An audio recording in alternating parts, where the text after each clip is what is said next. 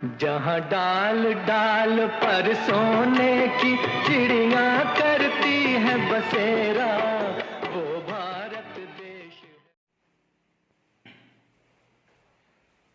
दोस्तों नमस्कार, वरुण आर्य मैथ्स में आप सभी का स्वागत है। आज हम लोग अनुपात तथा समानुपात चैप्टर के अंतर्गत नेक्स्ट क्वेश्चन को सीखेंगे।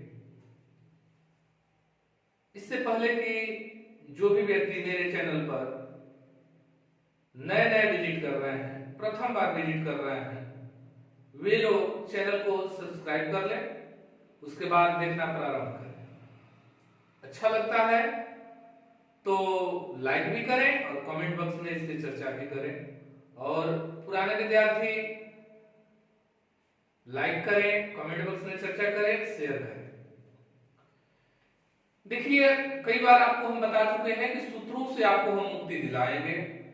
मैथमेटिक्स में सूत्र का प्रयोग 9 के बराबर हम सिखाएंगे। इसलिए आइए हमारा व्यवहारिक क्वेश्चन, व्यवहारिक उसका सॉल्यूशन देखिए कैसे उसे बनाया जाता है।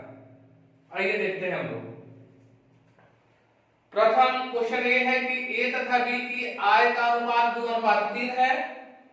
कितना है जी? तो 2:3 है। आय का अनुपात 2:3 है और उनके व्यय का अनुपात 1:2 है। व्यय का अनुपात क्या है जी? 1:2 है।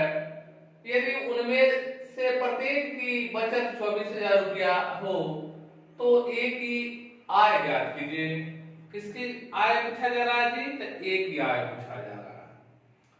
सबसे पहले बात यह है कि आय हम किसको कहते हैं, पहले इसको हम लोग समझ लेते हैं।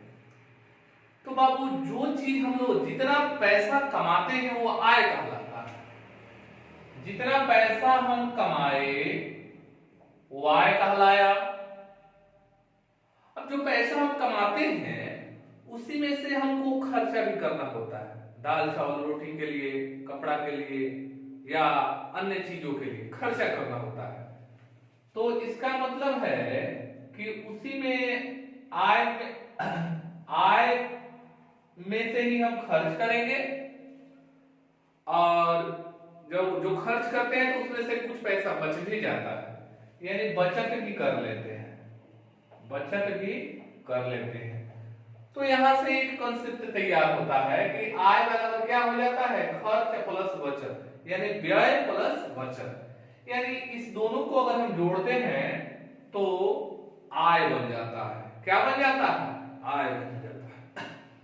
अच्छा, अगर कोई व्यक्ति 10,000 कमा रहा है तो आय 10,000 है, आप खर्चा 2,000 कर रहा है, आप फिर हम पूछे कि बचत कितना है तो बता सकते हैं 2,000 घटा देंगे तो बचत आ जाएगा, यानी बचत कितना? तो 8,000। बातें समझ में आ रही है?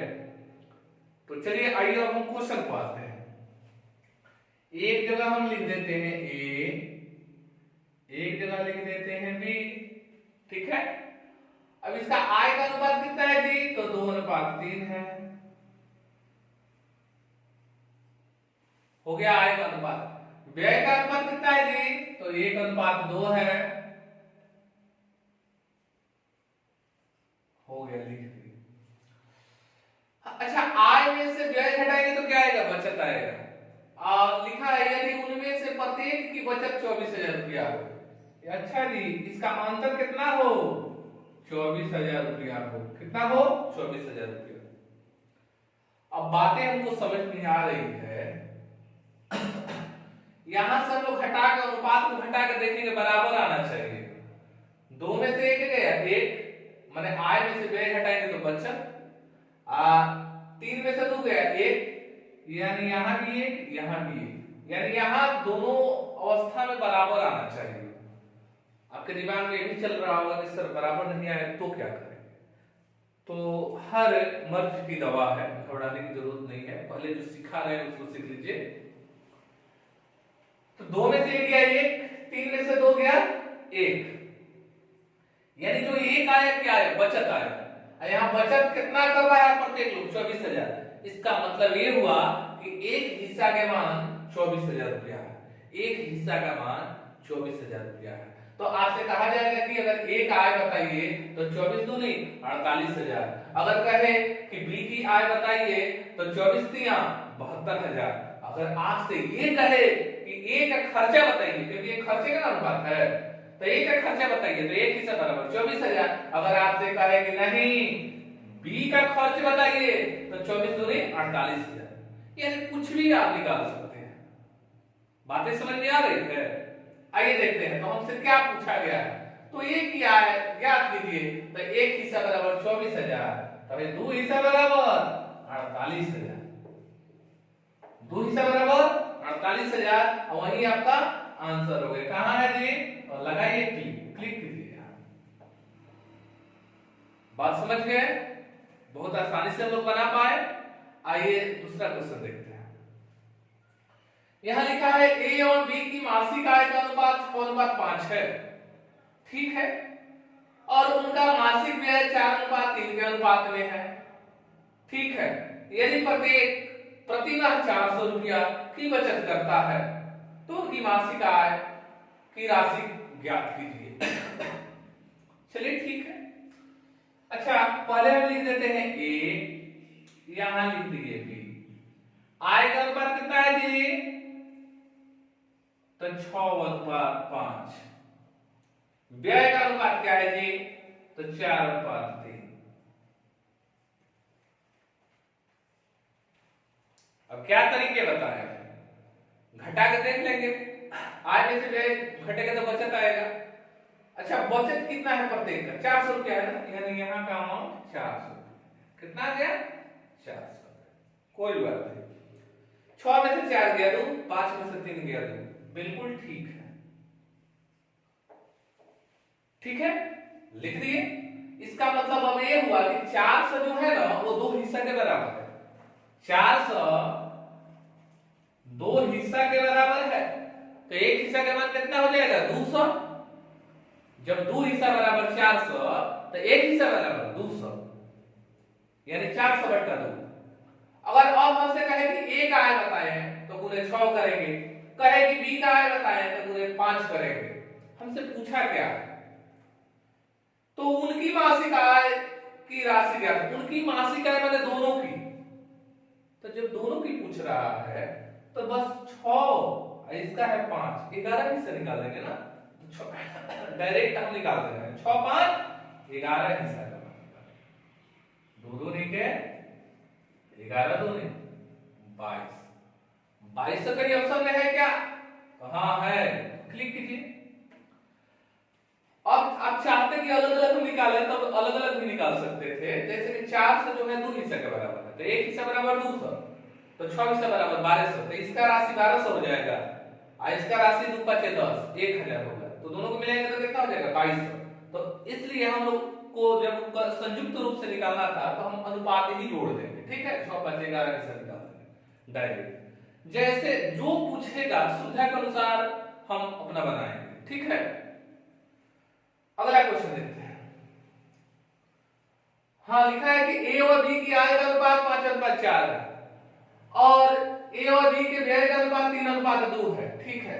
यदि वर्ष के अंत में प्रत्येक 800 रुपया बचा है तो ए की आय कितनी है? ए की आय पूछ रहा है, तो ठीक है। ए और बी की आय का अनुपात क्या है जी? तो पहले नाम लिख लेते हैं, 5:4 लिख दिए। व्यय का अनुपात लिख देते हैं 3:2 है। प्रत्येक कितना बचा रहा है? क्योंकि आय में से व्यय घटेगा तो बचत आएगा। कितना बचा रहा है जी? 800 रुपये बचा, ठीक है। अब यहां घटा के देख लेते हैं। 5 में से 3 गया 2, 4 में से 2 गया, अच्छा बराबर आ गया। हमारा कंडीशन क्या है कि यहाँ दो इसका अंतर बराबर आना चाहिए। नहीं आएगा तो क्या करेंगे? तो वो तो बाद की बात है, वो बाद में हम बताएंगे, क्वेश्चन आएगा तो। इसका मतलब 800 जो है दो हिस्सा के बराबर है, तो 800 जो है दो हिस्सा के बराबर है, तो एक हिस्सा का मान 400। जब एक हिस्सा का मान 400 तो अगर कहेगा कि ए का आय बताए तो एक हिस्सा का मान 400, तो 5 हिस्सा का मान 5 का 20 यानी 2000। क्लिक कीजिए। 2000 कहां? यहाँ लगा दीजिए। लिखना चाहे तो लिख लेंगे ऐसे। 800 जो है 2 हिस्सा के बराबर है, तो हमको एक अब चाहिए ना आय, तो एक है यही ना 5 है, तो उन्हें 5 कीजिए, 4 5 20, 2000 पर क्लिक कीजिए, आंसर हो गया। तो बेसिकली आप लोगों को समझ में आ रहा होगा जहां तक कि हम समझते हैं। अगर नहीं भी आए तो कमेंट में जवाब जरूर दीजिएगा। ए और बी की आय का अनुपात 3:2 के अनुपात में है तथा उनका व्यय का अनुपात 2:1 के अनुपात में है। यदि प्रत्येक 4000 रुपया की बचत करते हैं तो ए की आय ज्ञात करें। बिल्कुल सेम क्वेश्चन है। लिखेंगे ए, यहां लिखेंगे बी, 3:2 के अनुपात में है, उनका व्यय कितना है जी 2:1 के अनुपात में है, बचत कितना है तो बचत है 4000, यहां लिख दिए 4000, अंतर करके देख ले, 3 में से 2 गया 1, 2 में से 1 गया 1, इसका मतलब है कि एक हिस्सा बराबर 4000, एक हिस्सा बराबर 4000, तो एक की आय पूछ रहा है ना, तो एक हिस्सा बराबर 4000, तो 3 हिस्सा बराबर 12000, कहां 12000 है, लगाइए 12000, तो बन गया क्वेश्चन ना। तो इसी तरीके से इस तरह के प्रश्न को हम सॉल्व करेंगे। किताबी सॉल्यूशन पर हम लोग नहीं जाएंगे, मेरे व्यवहारिक सॉल्यूशन को आप लोग देखिए, समझिए, बनाइए, और फिर हम लोग अगले वीडियो में मिलते हैं। तब तक के लिए नमस्कार, और लाइक शेयर सब्सक्राइब आप लोग करते रहिए।